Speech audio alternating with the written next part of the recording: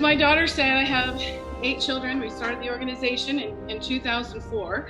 The original name was Homemakers for America. And I realized in 2018 that the feminists had been so good at destroying the concept of homemaker and what that really means, that it's not just about cooking and cookies, it's about shaping the future of our country. And you're building a nation. And when you're cleaning those toilets, you're saving the world.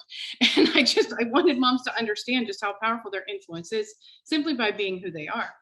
But, there comes a point in time when you realize branding is power and you're going to have to make a shift. And so in 2018, we rebranded to Moms for America. And we had a lot of women who were frustrated with us because they're like, but I'm not a mom. And I said, okay, you know what? We need to revisit this whole entire concept, because motherhood is our divine nature. And everything that we do is about nurturing and teaching and just, creating. And that childbirth is just a part of that. And if you are a woman who has embraced your divine nature, then you're nurturing people wherever you are. And sometimes it's the men in our lives to keep them alive because they lack common sense. But there's something about that I want to explain, because I figured this out, and I think it's just a very enlightening thing. And that is that whole rib thing. So when God took the rib from Adam and put it in Eve, it was the common sense rib, and he lost a lot and we gained extra. So we can't feel bad that our men are doing crazy things like swinging from vines and hanging from trees and trying to kill themselves. And my sons on an ongoing basis were doing the dumbest things, especially in Hawaii, when they were swinging from vines and hanging from trees.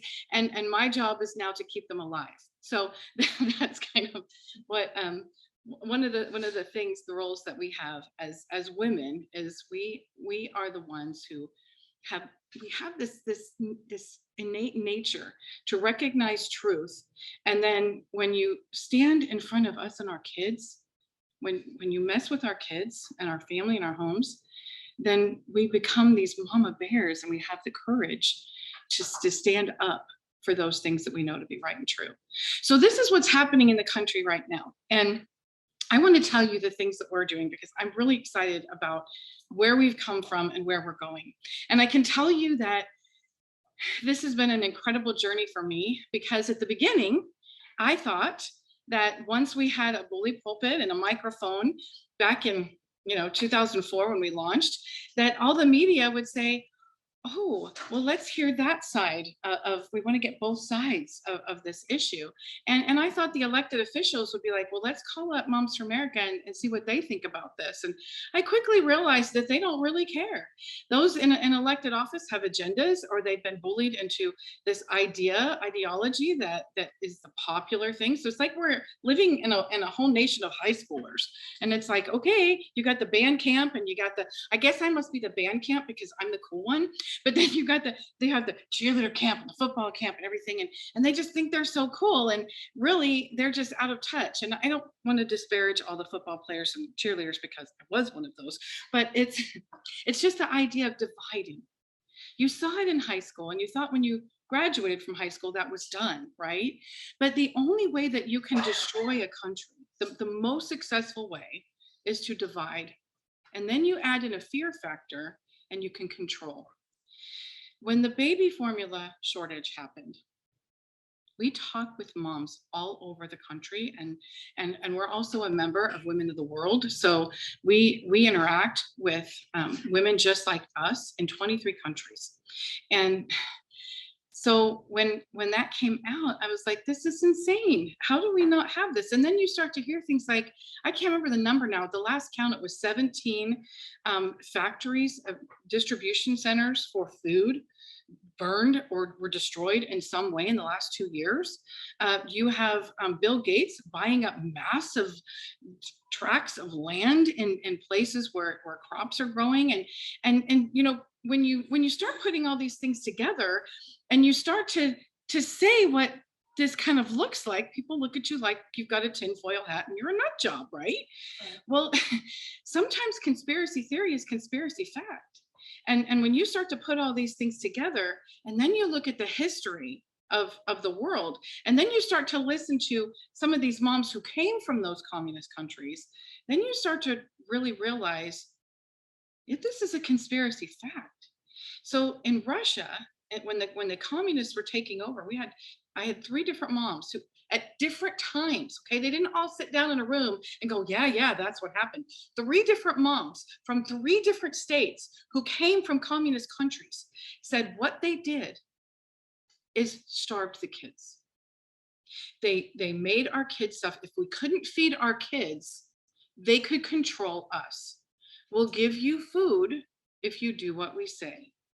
When you look at what's happening in the federal government and you see the kind of things that's coming from the administration, it's important to understand that they have no power. That the president of the United States, whoever he or she is, and Congress, they have no power or authority to push any of these mandates, restrictions, and regulations on us, on our schools, on our communities, on our counties, on our states. None. They have no authority whatsoever. The only thing they can do is bribe and blackmail us with our own money. This is what the communists did. This is what Hitler did. If you look at the points of the things that they did, we're living in this right now. Mao Zedong, he used the youth. He shut down the schools, and then he wrote this little red book, and he flooded it to the youth across the country. And then he ignited them into this revolution, and they started going after all of the original revolutionaries who were going against the emperor. And they started telling them that they were old, that they weren't communist enough. They weren't believers enough in this revolution. And they started parading them through the streets with signs that said that they were a traitor. They would hit them with sticks. They started tearing down everything old, statues. They were burning down, burning documents, old manuscripts, history, heritage, everything, are burning it. Mao Zedong's wife was put in charge of the Western side of shutting things down. Anything Western, she was in charge of annihilating it and exercising horrendous punishments on people that brought it in. And in short order, 10 years down the road, when the youth who had gotten older had become so violent and integrating in the cities, and the chaos was so massive, that's when Mao came with his big hammer, and he just started annihilating people, wiping them off the planet. When you can look at all the things that are happening right now, you can see that we're heading to this path that has been shown through history where we're going. That's the bad news. Here's the good news. There is nothing going on outside of our homes that can't be healed, countered, or curtailed inside our homes. There is this massive misunderstanding that's been taught in our schools that America was founded by a government. I don't know who this government is. Is it like some entity, some weird cloud somewhere that just poof, spontaneous combustion, we have a government. But they have come to believe that America was founded by a government, and out of efficiency, to expedite things and be more effective, they divided the government into states, and then they divided the states into counties to be even more efficient to serve the people in those communities. America was founded by families and homes. Completely the opposite of what is being taught. So outside of our home, there is crazy going on, but there's also this huge beacon of light. There were some really great silver linings that came from COVID. One was a big, bright light was shining on the darkness, and suddenly the roaches were exposed and scattering. Our parents now know, all those years that they looked at me like a helicopter mom, they now know that what I've been saying is true. They are trying to teach our children these things. They're trying to confuse them. They're trying to dumb them down. Common Core, it was so much bigger than you guys think. Common Core was an absolute dividing block between parents and children. You have to go to the government entity to be able to figure this out. Your parents just don't understand. You take this homework home and you see how dumb your parents really are. So we're here to help you. I mean, there's dastardly things going on. And the ultimate goal is to destroy God, which that can't ever happen. But they're trying to wipe him out, because everything here in America are the blessings of freedom. This was the venue that he created. So we, as mothers, as parents, we have the power to turn this around in one generation. How do I know that? Because they have destroyed it in one generation. And people will ask me, well, who are the they? This is a communist movement, and that communism is the religion of the devil. We have one big war and two armies, God's and the devil's. And the only question that we have to ask ourselves is whose camp are we camping in? But spoiler alert, God wins.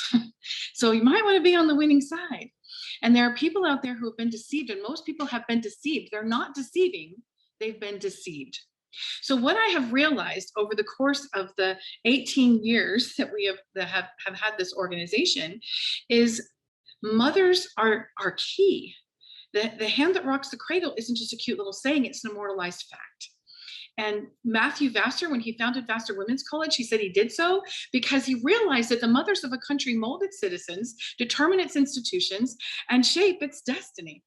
So if we jump into this destiny shaping mission that Moms for America is on, then we can connect across the country. So I'm not asking people who, there are lots of people who have started organizations in various different places. It's like the Tea Party movement. The Tea Party movement spontaneously erupted as an organic thing. And everybody kept looking for, who's the leader that we can cut off their head. There was no leader. They attacked Sarah Palin. They attacked Donald Trump. They attacked everybody they could think of who's the leader of this movement. Who's the leader of this movement?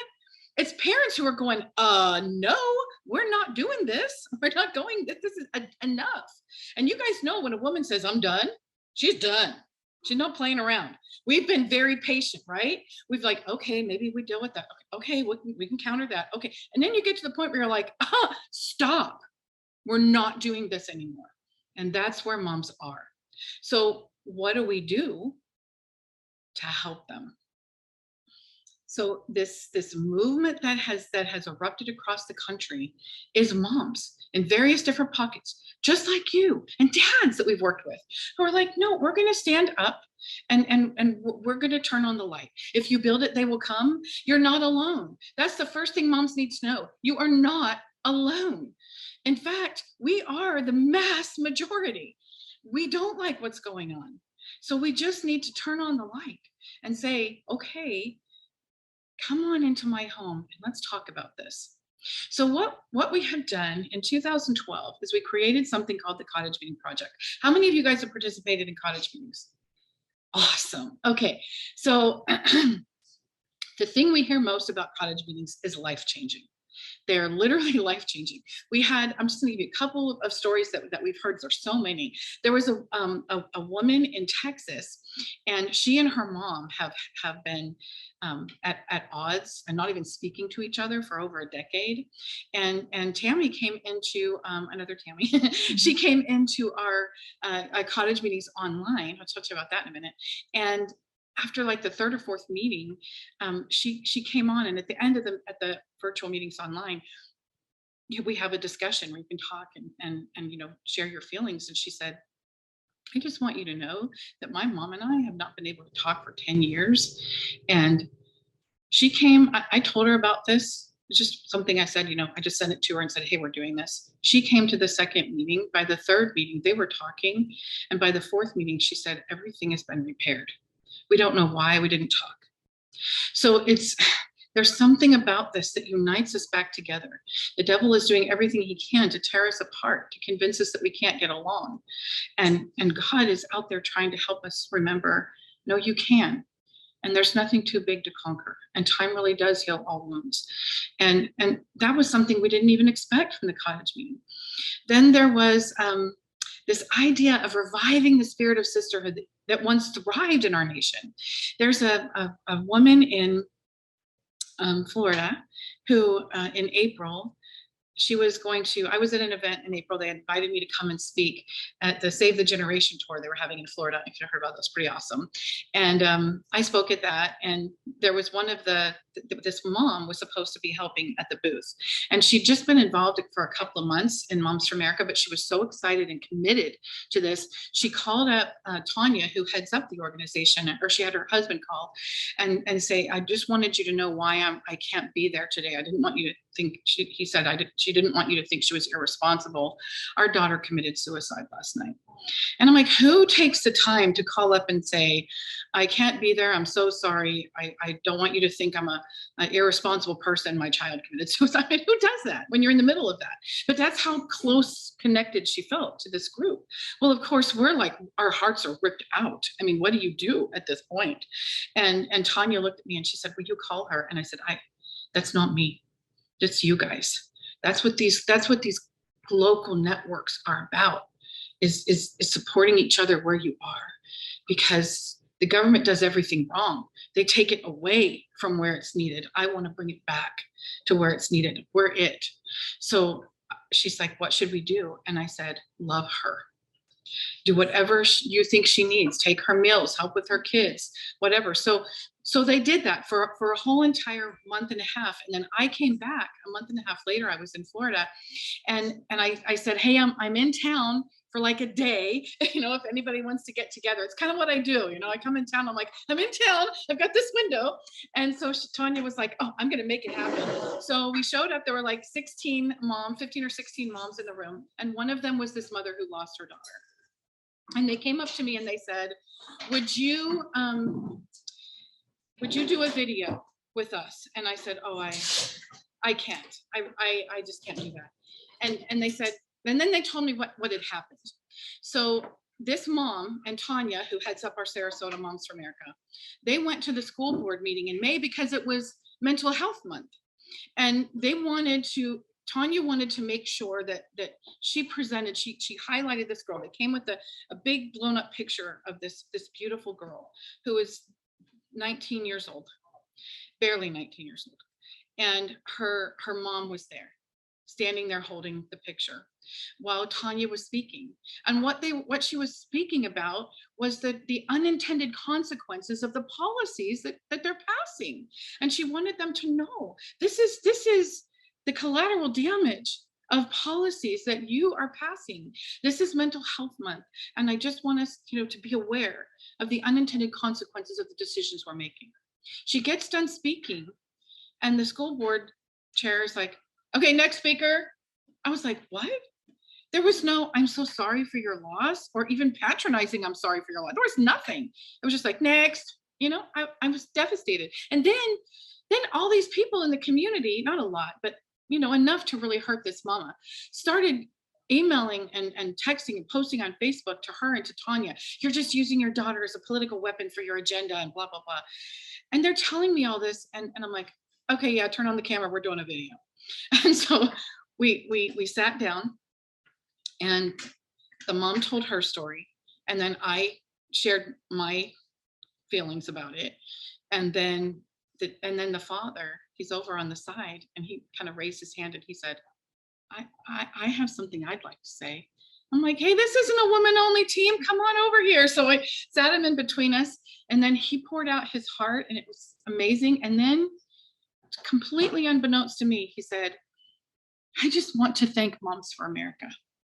I want to thank God for Moms for America, because at our darkest hour, when we thought there was no hope and there was no way to go, and they had nothing they felt to live for, even though they had other children. It's a devastating thing that happens to you. And you're starting to feel guilty. What could I have done more? How did I miss this? How, one thing after another. And he said, Moms for America came and immediately rallied around us. They brought us meals. They dropped flowers by. They came by and they called us, and they got us through the most horrible part of this. And now we're working with them to help us through it. And I just thought, that's amazing. That's something huge. When I was thinking about, how important it was to connect with the community, I didn't think that something so horrible would happen. But the incredible blessings that came from that united community was incredible. So we're not just promoting liberty, which is incredibly important. We're uniting these moms together so that when dark days come and troubles are on their doorstep, they have this connection to pull from and a support system to rally with. That's huge, because things are going to get darker. And we have the power to be the light. We are creating pockets of liberty across the country and beacons of light that people will come to. And that is incredible. When I held my first cottage meeting in my home, at first I should tell you how it came about, because it's a total God thing, and all of the things that have come from it, I never would have guessed. I had no idea where this would go. It's such a simple thing.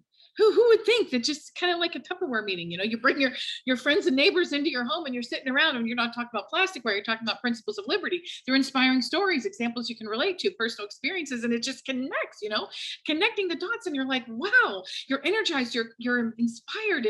And within, 2 or 3 presentations, these moms are on fire, and they're running for office. They're starting cottage meetings themselves. They're starting book clubs. They're starting kids camps, kids liberty camps. It's amazing.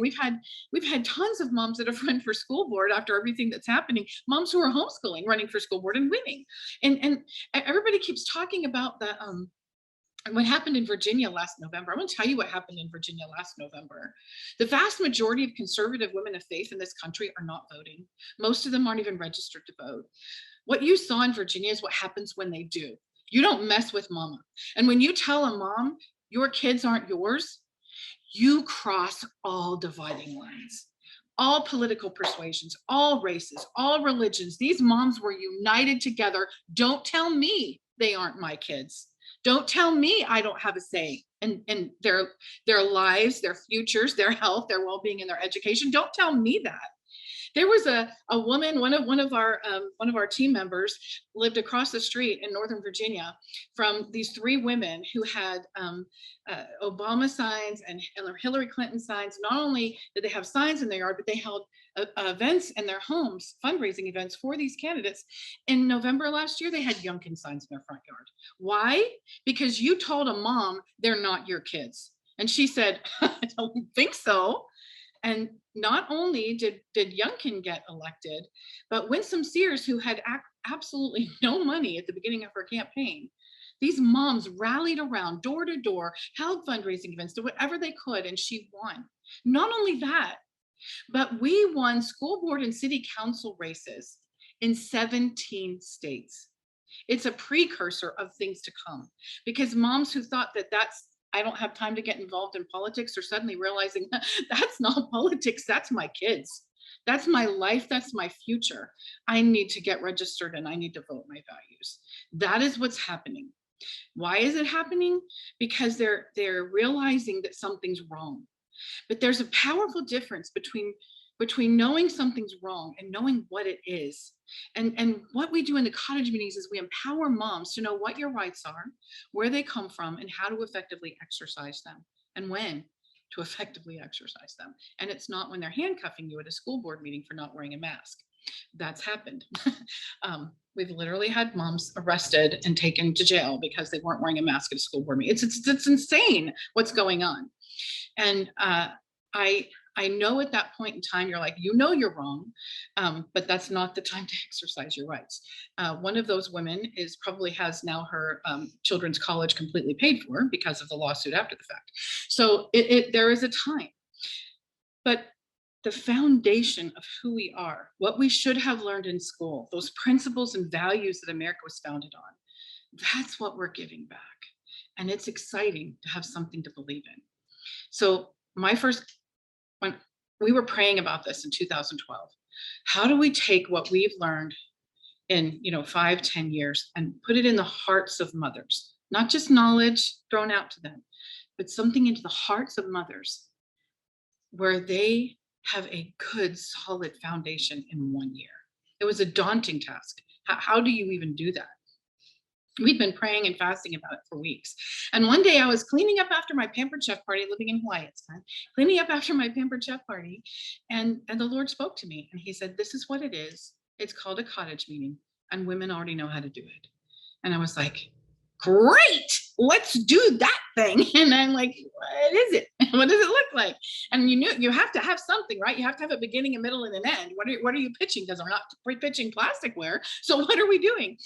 And I was asleep. Women get this. I don't know if this happens to men. I'll have to ask if this happens to men, but it happens to women all the time.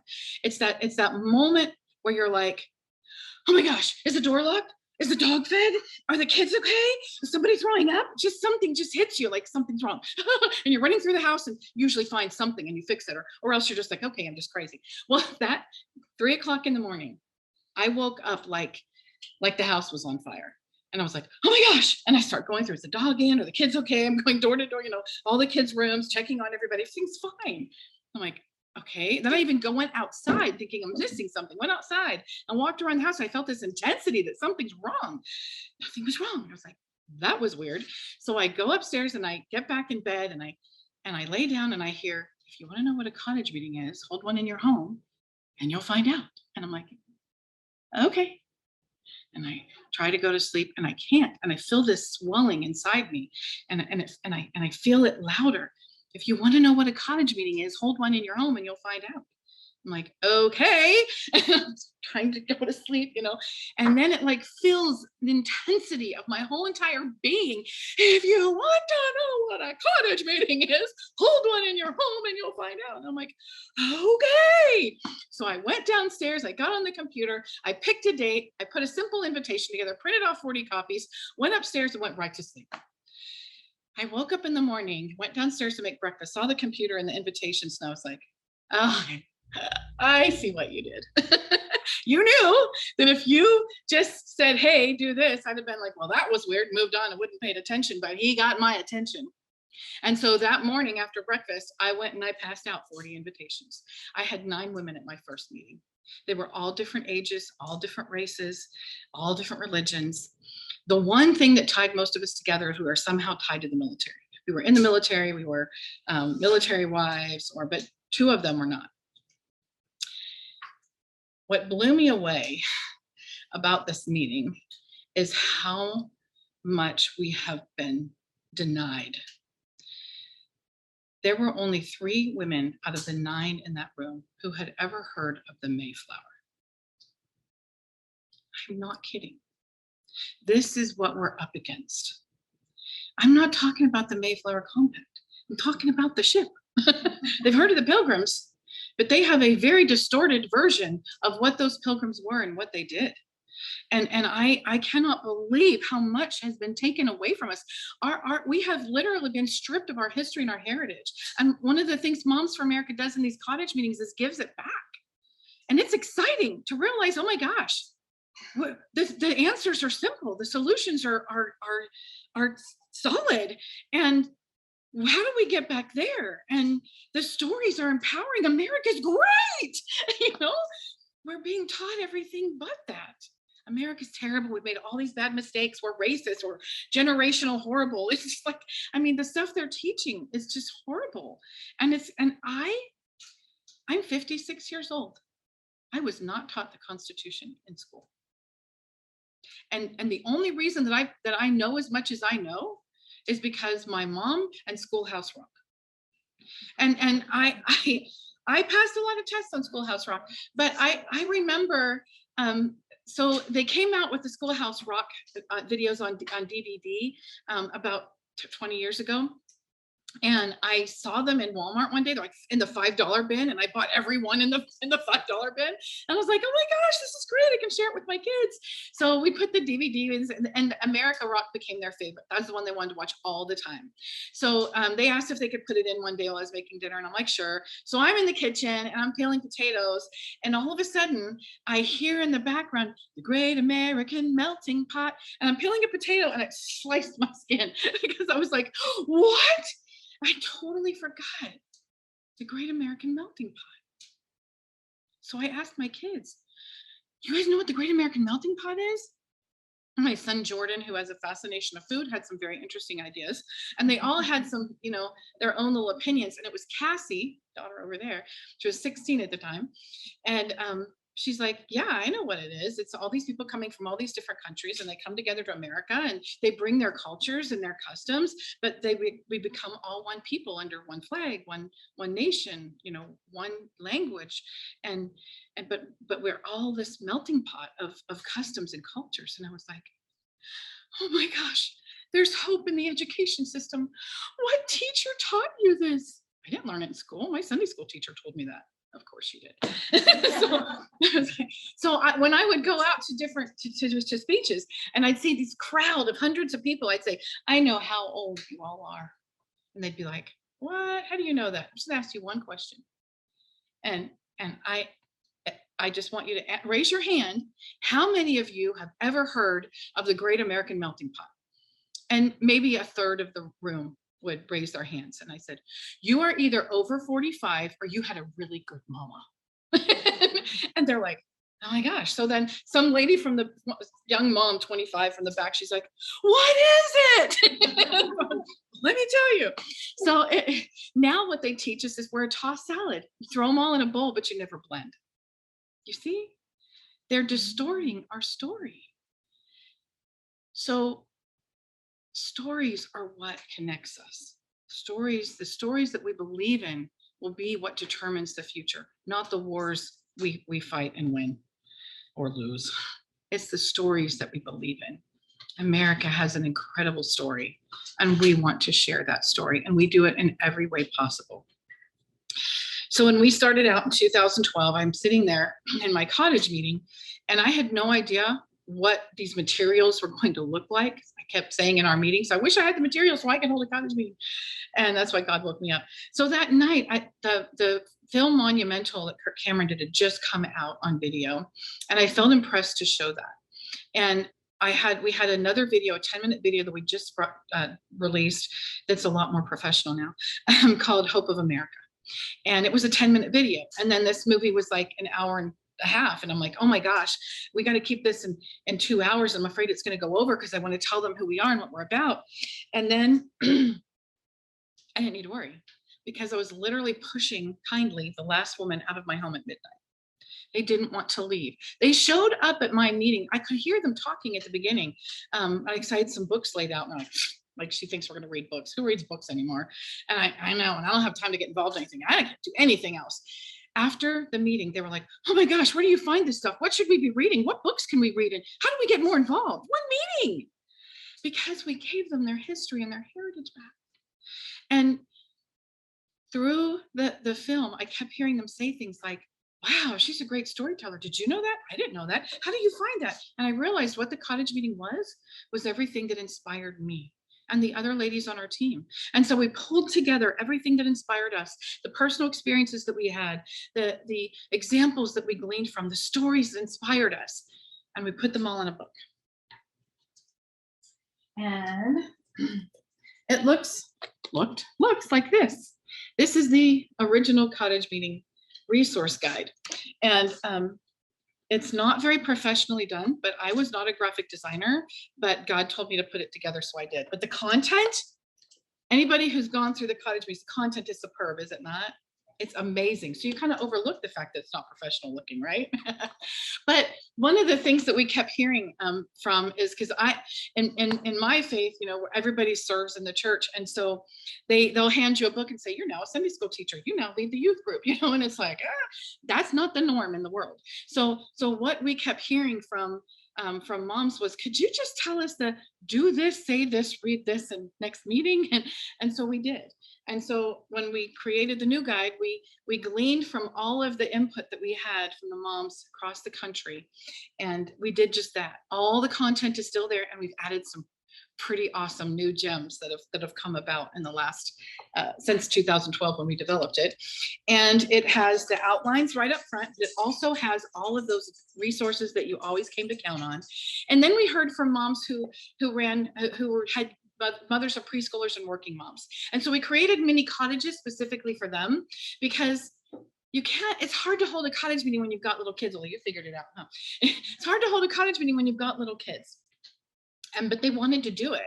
And so what we did is we gleaned from we took the same information, but we divided it and repackaged it. So now these moms on their own will read an article, or read an article and watch a short video, or watch the film Monumental, all on their own. And then they meet once a week in a play group. And while the kids are playing, they're talking about it. The working moms, they'll do it on their own, and they meet for lunch once a week or every other week, and they talk about it. So they're getting that same foundation. And we've created a book club, cottage meeting book club, for those 60, 70 and older who like the book club format. They're familiar with that. We've put all the books in there, so it's the same books and resources that we're promoting. So everybody's learning their own way, and we're getting this foundation of freedom that launched the freest, most prosperous nation on earth, which is so exciting. So, and now we have cottage meeting for kids. And this was a love that I had for a long time. So there are a lot of great resources out there. Like there's a book called Vacation Liberty School. Have you guys ever anybody heard of that? Really great book. It's 5 days of liberty, and you can do a camp, just like Bible school, Vacation Bible School. It's Vacation Liberty School. Pull the kids together and do this. That's one of the resources. Land of Fair Play talks about the Constitution relating to a baseball game. I mean, there's a lot of those resources that we're putting on this website. There's also, we have all of the America Rock, Schoolhouse Rock, America Rock videos on there. We have a link to Liberty's Kids. Freedom Factor put together a series of 10-minute animated videos, Constitution for Kids. That's on there. So all those great resources are being put on there. But we also have taken the 12 original cottage meetings, and we've created cottage meeting for kids out of that. So it gets their foundation. So while the parents are learning it, the kids can learn it too. And we have in every presentation, it's ideas for older kids too. So it's not just young kids. You can pull them in at any age. So it's a whole family thing. And those of you who participated in the cottage meeting know that we pull the whole family in right away with the family enrichment activity and take home assignments. We're pulling in the family. Try this out, see if it works. There was a woman who called me and said that family dinner hour thing changed our family. Changed our family. This is the kind of stuff we're hearing. I guess about a month ago now, I got a text from one of our moms in Florida, and she said, Kimberly, I just want to thank you for the cottage meeting. I cannot even believe how this has changed my life. And she said, just the other day, I was talking to my state representative about a constitutional principle, and he asked me if I could slow down because he wanted to take notes. That's the power of this. I mean, it's common sense, it's simple, but they're not teaching it. They don't even teach it in law school. They teach case law. They don't teach the Constitution. So you throw the Constitution at them and they're like, wait, what? Wait, let me write that down. So several years ago, it's like, I don't know, about 7 years ago, I was driving down the road, and our local radio host is a 50,000 watt station. So it's a huge beast, covers a lot of territory. And he's talking about mandated sentences and how we need to have mandated sentences for this specific crime. And my head's exploding. And I'm like, people are just so ignorant. And so I'm like, I gotta call in. So I called into the radio show, and I had a 5-minute conversation with this guy. Now, any of you who know anything about how radio works, when you are a guest who's called in, you get 8 minutes. A segment is 8 minutes. Sometimes they'll say, could you hold over for the next segment? It's 8 minutes is what you got as someone who they invited in. As a caller, you're lucky to get 60 seconds. I was on for 5 minutes as a caller, and he just kept asking me all these questions. And then towards the end of the call, he said, well, ma'am, what branch of law do you practice?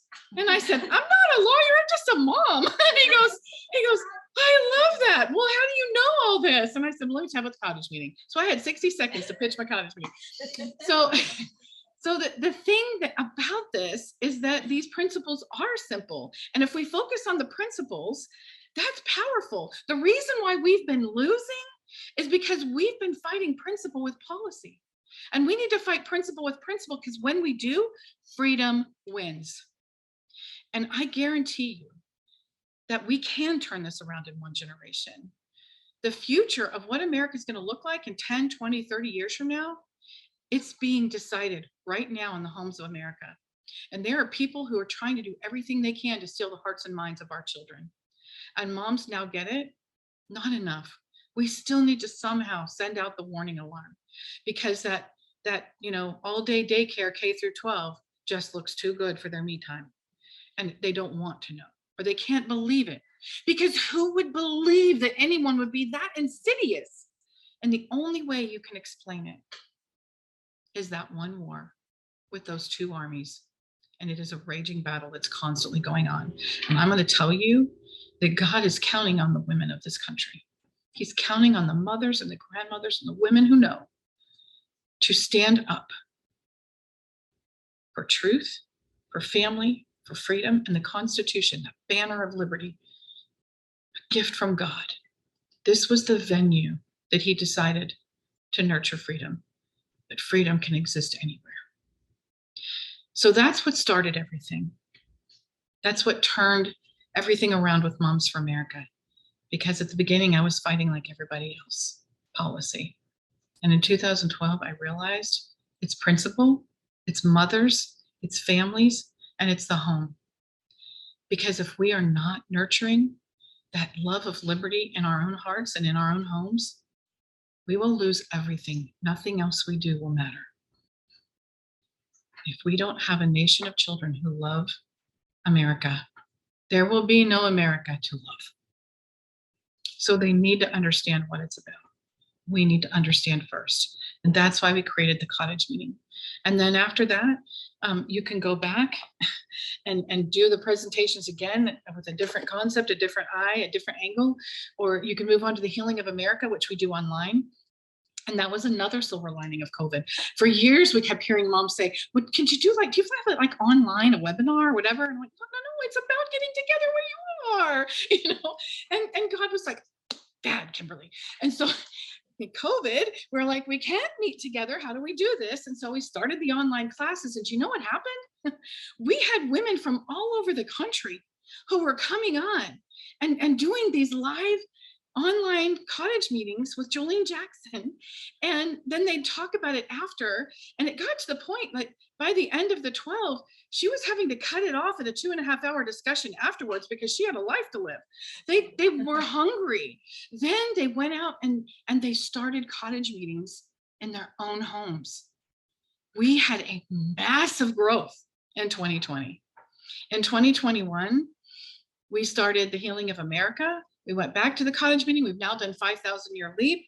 And now we're about to do the Naked Communists, and all 4 of them, the Naked Communist isn't up online yet, but all the rest of them are up online. We've recorded them. So you can watch them at your own time and your own pace, whenever's convenient, get an idea for what it is.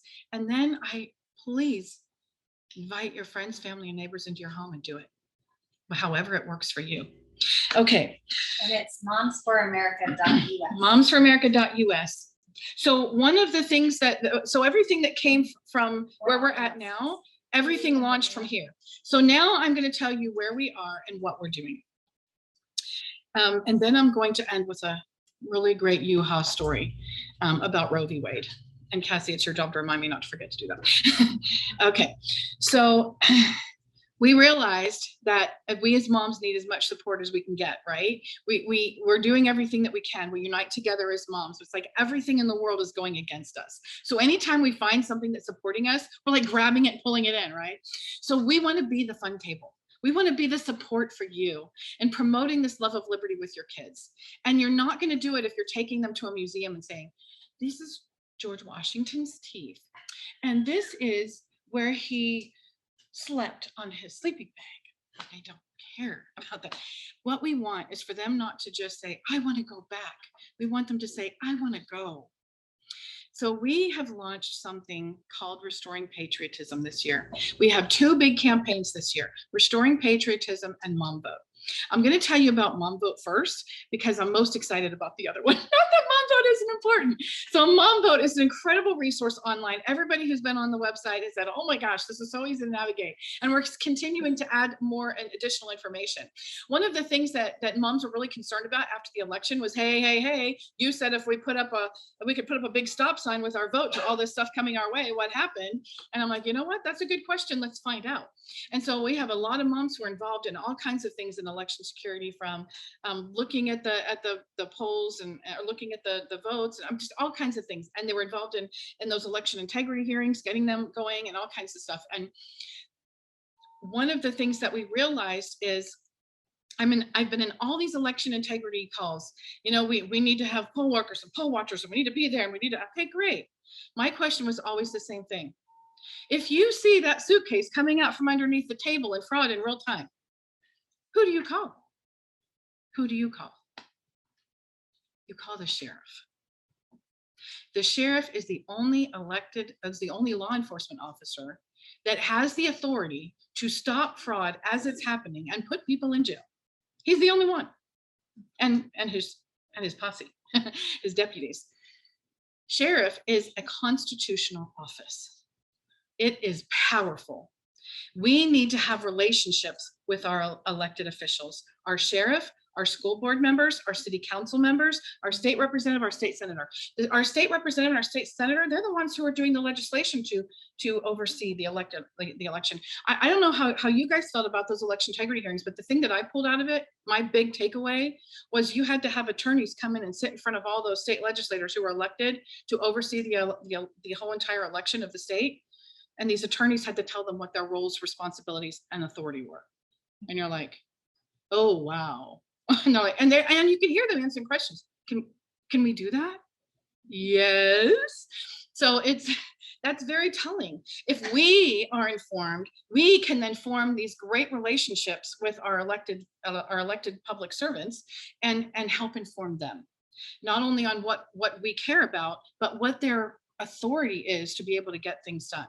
So we started something called Family Lobby, and it's at the beginning it was about focusing on Congress, but now we're like, keep it local. You can still reach out to your congressman, great, but you know what, that's not near as important as your local stuff. Your school board and your sheriff, primary.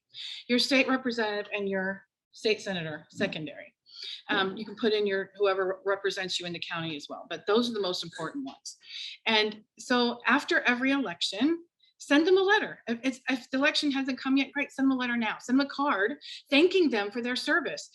Positive reinforcement works. Even if they're a schmuck, you didn't like them and you don't think they deserve to win, you have the power to start that positive enforcement with a positive relationship. So you can send this card that thanks them for their service. You can include a copy of the Declaration of Mothers, which is in the congressional record, and you can tell them you can just say thank you. First, these are the principles and values I care about. Thank you so much for protecting the values and principles of our home and our family. Then send a picture of your family and some kind of thing that your kids drew, their handprints or some picture, whatever, put it all in there. Every single person that I have talked to in elected office, from school board to Congress, shudders when I say this. Congressman King from Iowa said, any mother that does that will go to the top of the list of that horde of lobbyists that are coming in to my office. And if this person, so you send not just this letter, okay, you do it throughout the year, and you can make this fun with your kids and grandkids. You at Valentine's Day, heart attack them, big Valentines, and always include a picture of your family. Don't put the same picture in. If you're doing Valentine's, take a picture of you and your kids making the Valentine, holding up the Valentines, and then put them in the mail to whoever, like your school board representative, your sheriff. Meet with them for lunch, take them cookies, whatever. And send them a Thanksgiving card, send them a Constitution Week. It's got card or announcement and invitation. Like, what's Constitution Week? What's the Constitution? So make it fun. So this is the power of this. So Steve told me, he said, I can just see it right now. My aides who answer the phone, the kids who answer the phone. Sir, Sarah Smith's on the phone. What's she calling about? Where's her position? And he said, that's what it would be like. That's what it would be like. So that's the power that we have in this relationship building. So we're pulling that in with Mom Vote. It also has all of the information on the electoral process, how it works, where you vote. It has reminders of, hey, your voting time. It has a map. As you click on your state, it tells you when the deadlines are and when the voting day is. And then we've partnered with iVoter Guide to give you, with your own zip code, voter guides on who these people are, where they stand on the issues that matter to you. And we're continuing to add information as we get it, and resources and partners. So Mom Vote is your resource, and you can go find it on our website, or you can go directly to the page at momvote.us. All right, now restoring patriotism. I have to talk fast so we have time to like just mingle. So restoring patriotism is a campaign that is the umbrella for all the educational stuff that we're doing. It includes cottage meetings and a whole bunch of other things that I'll tell you. So we are starting this month, and every month we are going to be releasing a different initiative under the umbrella of restoring patriotism. This month we're releasing Patriot Packs and the whole Restoring Patriotism campaign. So Patriot Packs are these cinch sacks that for kids that grandparents can send to your grandkids all over the country. Parents can send to your buy for your kids. They're really economical. I can't remember how much they are, but I'm buying them for all my grandkids. And it's funny because everybody's like, well, you can just have them. Nope. I'm buying them like everybody else. So they have inside the cinch sack, it has a t-shirt that says I'm a patriotic kid. It has a Cassie, can you see if you can, maybe it's all right. I remember when I got it right here. Okay. It has What age is it appropriate for? It's I think they said 4 to 7 or it was 7 to 9, 4, it's like 4 to 9, something like that. So, and I'll pass this around, you can look at it. So Lee Greenwood is a good friend of ours. And so the last page, we wanted to introduce this song to a whole new generation of kids. So he gave us the permission to put the chorus to his song as a fill in the blank. So it comes with this activity book. It comes with, and this is just my sample that I printed. It's actually going to be a harder cover and look prettier, but I mean, it don't look the same. It'll just be a shinier cover. So you guys can pass this around and look at it. But it comes with the activity book and crayons, and there's a couple other things in there. Oh, colonial flag, donated flags, and a kid's constitution. So that'll be in there too. So this is just for the kids. It comes in the mail to them and they open it up and they're like, oh my gosh, this is so cool, you know, and it's something that you can do together as a family. You can also just buy one pack and you can make copies of the book for all the kids in your family. You're authorized to do that just in your family. So then in August, we are launching a National Constitution Bee. If any of you know Jeff Hymas and in the Constitution, we have partnered with him. At some point in time, I'm going to hire him in a bigger way. But he's overseeing the National Constitution Bee. In September, we are doing Constitution Week. Big Constitution Week celebration, and get back to that in a second. And then in October, we are doing a whole huge, massive media marketing campaign, relaunching the cottage meeting.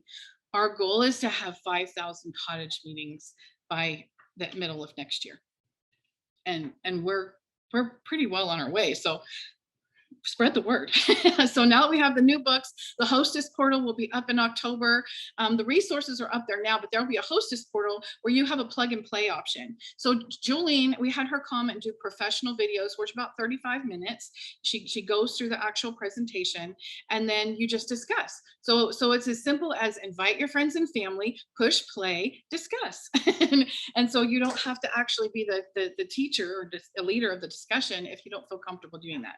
So we've provided as many ways as possible for families and moms to get involved in this and in their communities. So Constitution Week.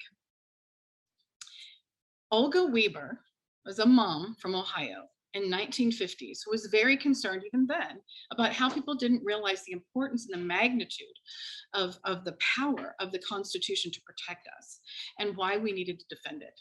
And so she made tons of copies, which wasn't as easy as just printing on your computer, you know, made tons of copies, thousands of copies.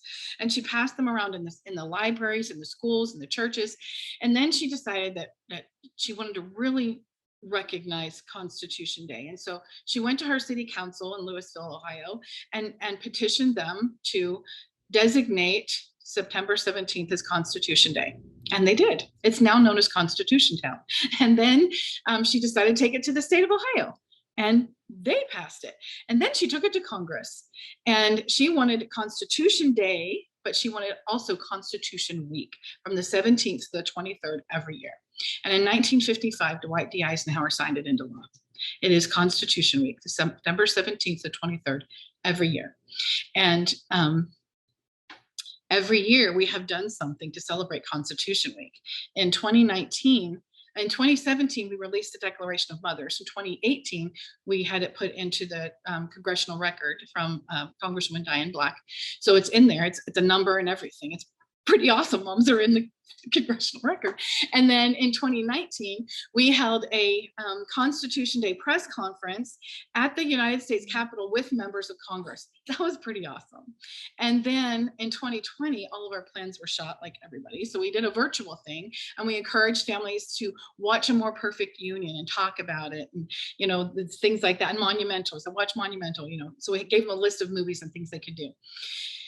And then as we were talking about what we're going to do this year, last year, I said, you know what? Constitution Day falls on a Saturday, and I want to make this a really big deal.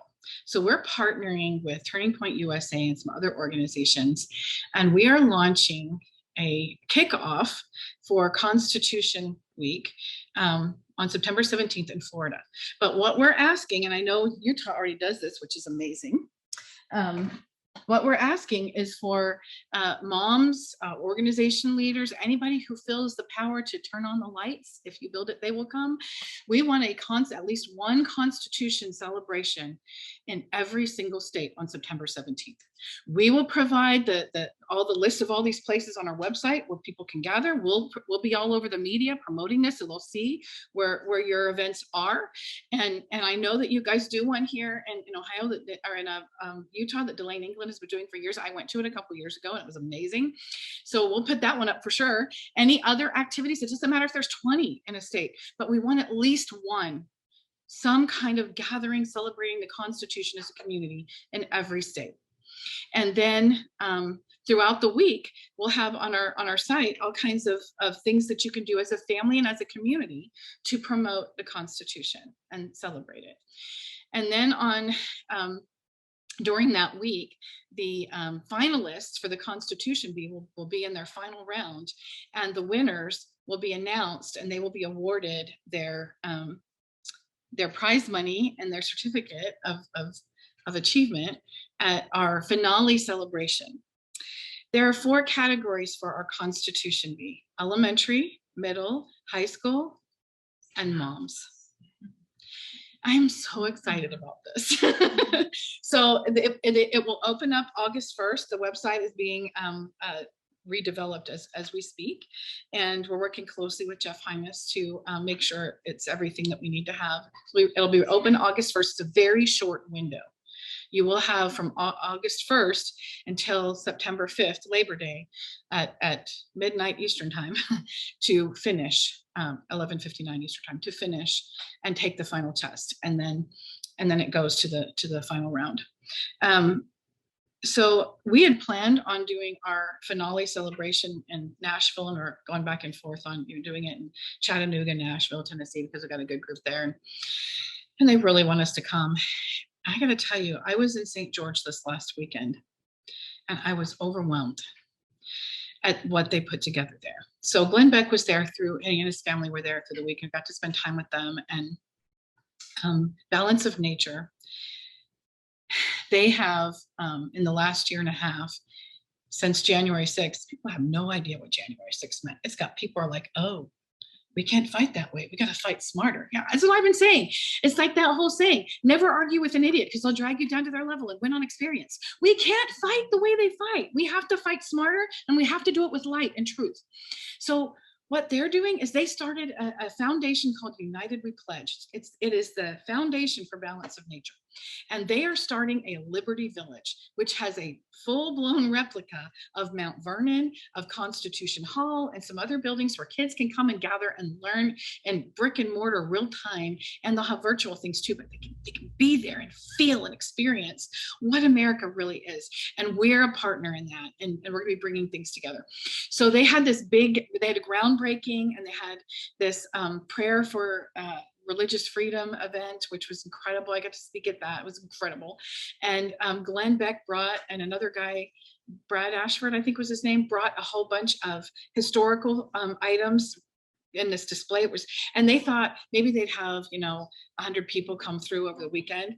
They had 180 people come through every hour. They had to hold them and slowly bring them in because there were so many. It was amazing. I'm like, you guys need to get the stadium just for that.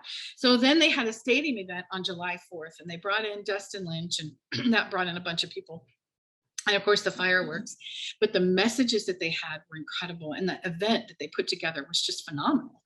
And I remember the night before, Susan Howard, she's the wife of the founder of Balance of Nature. She was like, pray for us. We've never done a stadium event. And I'm just really worried. And at the end, I was like, Susan, God was already in the house. You covered this. I mean, this was amazing. They had 300 volunteers. They rolled down the big flag down the stadium stairs. I mean, just the whole thing was incredible.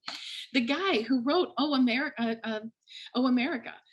he was there performing Oh, America. I mean, it was just, the whole thing was incredible. And so I was talking to my daughter about it, and she goes, Mom, why would you stop the Constitution celebration in the middle of the country? It should be a coast to coast thing. You should start in Florida and you should end it here. So I sat down with Lex. He runs the company, and I told him about it, and he goes, done. So we are going to have our finale celebration in St. George, Utah on September 24th. So this is where we're going. This is what we're doing. We would love all of you to be a part of it. Anything that you have created on your own, we're counting on you. And I'm realizing after talking to this Andrea, right?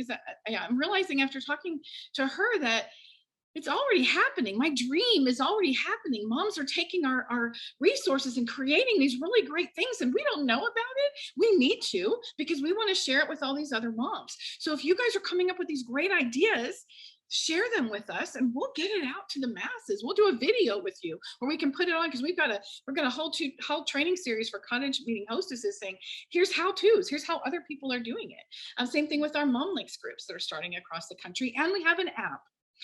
Be gentle. We're still working out all kinds of kinks, but if you go to it's on both of the Play Store and whatever the other thing is. It's Moms for America app, and it has the cottage meetings right on there, and you can level up. You can go from bronze to silver to gold to purple diamond. I'm not there yet. Cassie's cheating, but that's okay because she's already gone through it all. So if you already have gone through all of the first two, then we have a way to level you up and start you there. So anyway, a lot of really exciting things, but the app connects us all together. Now I'm going to leave you with the biggest yoo-ha ever. I am asking you to accept the call. Whatever it is, how small you think it is, how crazy you think it is, when you feel God calling you, just say yes. You'll know it's from God thanks to a film.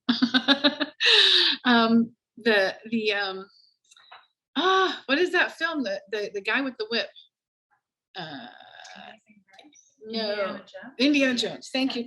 Indiana Jones. The third movie of Indiana Jones, he's going on this quest for the Holy Grail. Do you guys all see that movie? Yeah. Okay, so he's going through and he's getting to all these clues, and the clues take him to the next thing, and everyone is spot on. He follows the clue, it gets him to the next clue, so he gets to this one clue where he's standing in this huge cavern in this little lip of a rock, and it's like miles down, and the clue is take a leap of faith. And he's like, yeah, I don't think so. And he has this quandary, and he's fighting within himself. That makes no sense. Your brain is saying you are a freaking idiot if you take a step. But something inside you is saying, close your eyes and do it. And he closes his eyes and he takes a step. And what happens? The rock bridge appears. It was there, but he couldn't see it because it blended within the rocks. And he walked across the bridge to the next clue. This is how I always know it's from God, because my brain is going, are you crazy, Kimberly? What are you thinking? That is the dumbest thing ever. And then you're like feeling this pull within your heart going, just take a leap of faith. And then I'm like, oh, it's one of those. So I take the leap of faith. In 2018, I was on 9/11, I was sharing my 9/11 story with a group of business people in San Antonio, Texas. And I had just come back from the meeting. I'm on this high and I'm really excited. They were pumped up. It's a good day to celebrate freedom, And I came back to the hotel and I turned on the TV, turned on Fox News, and I saw what the world saw. Every 2 minutes, like clockwork, these psychotic, radical feminists standing up and screaming in the middle of the Kavanaugh hearings. And I was like, why are they not clearing the room? What is this? Why are they letting them do this? They know they're going to do it again. And I just had this overwhelming, you need to be there. We need to be there. I had no idea what that meant. I was already gone away from my home, my family for 10 days, and I just wanted to be home. And I just said, okay. So I booked a flight. I was already heading home. So I headed home, was home for 2 days, and a one-way ticket to Washington, D.C. I had no idea where I was going. I had no idea how long I was going to be there, but I answered the call. So for the first couple of days, I just got the lay of the land. What's going on? Who's the who, who's who in this whole thing. And so I went around meeting with all the senators on the committee. I met with Senator Grassley's office, and I would do live streams every day, sometimes a couple of times a day, just giving updates on what was going on. Here's the laws, because they don't do Constitution in the Capitol anymore. It's like laws, restrictions, and filibuster things and all kinds of stuff they just made up. And so it's like, okay, I got to figure all this out. It's a lot more complicated than the Constitution. And so I'm going door to door and I'm doing these live streams. And one day I just come out of Senator Cornyn's office, and there was this big crowd down at the other end of the hall in the Hart Senate office building. And I'm like, what's that? So I go down there, and there's this like 35 media with cameras, microphones, you name it. Surrounding this about 25, mostly women, a couple men. And they have their Believe Women t-shirts on. It was Lisa Murkowski's office, I found out. And she came out and gave this Believe Women speech. It was wonderful. And they're like, yay. Okay, let's go to the next one. And that's like, start walking off to the next one. And I'm realizing, oh, this is not good. They are taking their Believe Women t-shirts and their happy little message, and they're going door to door talking to these senators. And what man wants to stand against that? What man is going to want to stand against that? What we needed was the women who were in Congress standing up and saying, okay, all right. So this guy comes around the corner, and he was in the group, and he's this tall, handsome, maybe 24, 25-year-old Black man wearing a Believe Women t-shirt. And this does not compute, because 2018, they're just starting the whole real movement of Black Lives Matter, and they're talking about, justice and all this kind of stuff. And this does not compute to me. So I said, sir, I realize, I see you're wearing a Black Lives, or Believe Women t-shirt. And he said, yeah. And I said, well, doesn't that kind of go against the whole Black Lives Matter ideal of justice and presumed innocence? And he's just like looking at me, and I'm like, okay. So should we believe all women all the time? And he said, well, yeah. And I said, okay, so if I go downstairs right now and I tell the Capitol Police that you accosted me in the elevator, should everyone just believe me? And he gets this like deer in headlights. And I said, dude, take off the shirt. And he goes, I'm just paid to be here. Of course you are. So they had paid people who were going around door to door and meeting with all these people. Now at the beginning, they were pretty sensible. They weren't crazy psychotic until after they attacked Jeff Flake. So they were just their homemade posters and door to door. And, oh, are you here to help us? I'm like, well, I'm actually on the other side. I got my own posters. I'm like, oh. And so they were really just kind of happy or pretenders. I don't know. And there were a lot of volunteers who really believed in this and bought into this. So I knew we were in big trouble. So I went and talked to the chief of staff in Senator Grassley's Judiciary office. And I said, okay, I need to know, how do we put this over the line? And she goes, it ain't happening. And I'm like, what? She says, we don't have the votes. We will never have the votes. He should have picked the woman. And at this point, I'd heard that so many times. I was just so irritated. And I said, okay, you know what? I didn't vote for Donald Trump in 2016. I thought it was a joke, quite honestly. But I've watched what he's done, and I'm skipping to the polls in 2020 to vote for him. And what I have learned about this man is he is a very smart, and he knows how to play chess, and he's usually 4 or 5 moves ahead of everybody else. So maybe, just maybe, he didn't pick the woman because he knew that whoever he picked was going to be maligned, attacked, and eviscerated. So he chose the man who he knew who could stand up to the heat. So instead of telling me that this isn't going to happen, tell me what you need to get it over the line. And she's like, we need more of you. And I said, what do you mean more of me? And she said, we need more moms like you here on the Capitol. And I said, done. I'd met with a man in Texas a couple of weeks before and handed him a proposal. And it was just the first time I met him. And so I called him up on the line and I said, Mr. Salisbury, I know I just met you. And I left you with a proposal, but I need you to throw it in the trash because it doesn't matter. Right now, we are in an emergency mode. And what I need is $25,000 to bring moms to the Capitol, to walk door to door to these senators. This is what Senator Grassley's office is telling me we need to get this done. I need your help. I need $25,000 now. And he's like, well, let me take it to the Lord. And I said, okay. So he called me the next morning and he goes, well, Kimberly, I didn't get a clear yes, and I didn't get a clear no. But I know at some point in time, I'm going to have to stand before my maker. And he's going to say, Mr. Salisbury, why didn't you? And he said, I'm going to say, sir, I did. Where do I wire the money? And so he wired me the money, brought the moms in. I stayed with Jolene most of that time. Then we just started going door to door. The day that the Blasey Ford and Judge Kavanaugh were doing their testimonies, Concerned Women for America held a rally. And I found out about the day before and I called and I said, I've got these moms here. Can we join you? And they're like, yes. And can you speak? And I said, yeah. And I said, there's all these other women's groups too that are here. Can I invite them? And they're like, yeah. So we ended up having over 1,000 women there instead of, maybe 20 or 40. And so we all came together. At the end, they said, Kimberly, nobody's ever done this before. And I said, then what? We've all done rallies. Nobody's ever united us together like this. And I said, ladies, if we are not united and working together, we are not going to win this. So I said, from now on, I will be your centrifuge. Whatever everybody is doing, you come and you tell me, and I'll make sure everybody knows. And so we coordinated our efforts through the whole entire time. The Wednesday before the vote. And during this time, that's when they really got psychotic. I mean, crazy. They were going up and down the elevators and stalking the halls, accosting senators. It was insane. And I remember we had a statement that we were taking to the various different senators. And when we passed media, I'd hand it to them. I barely turned around before they threw it in the trash. I was standing out Senator Grassley's office one day, and they're attacking him with all these questions. And he's like, listen, there are people on both sides of this issue. And you're only listening to one. These women over here, these people, he's always said people, it's like it's women, these people over here, they are for this confirmation. Why don't you talk to them? And one of the media guys said, we don't care what they have to say. We just care what the protesters have to say. This is what we were up against. And every day I'm thinking, we're not getting anywhere. But every day the Lord kept saying, take a leap of faith, keep going, stay the course. And we did.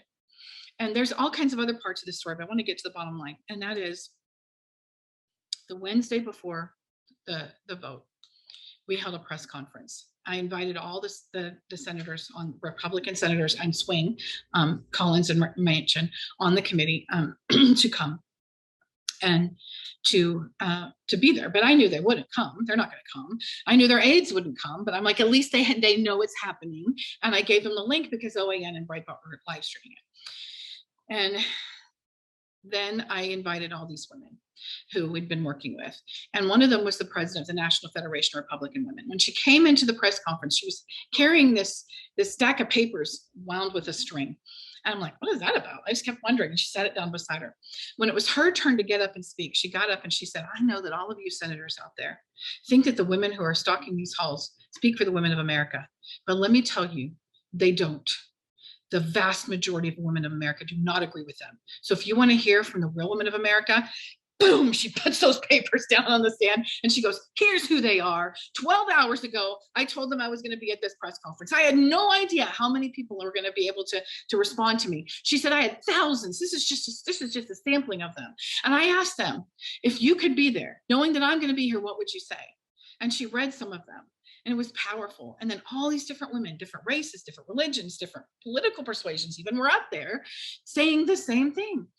That this is about the rule of law and truth and justice. And anyway, so then that night I was on Martha McCullum. She's a host on Fox News.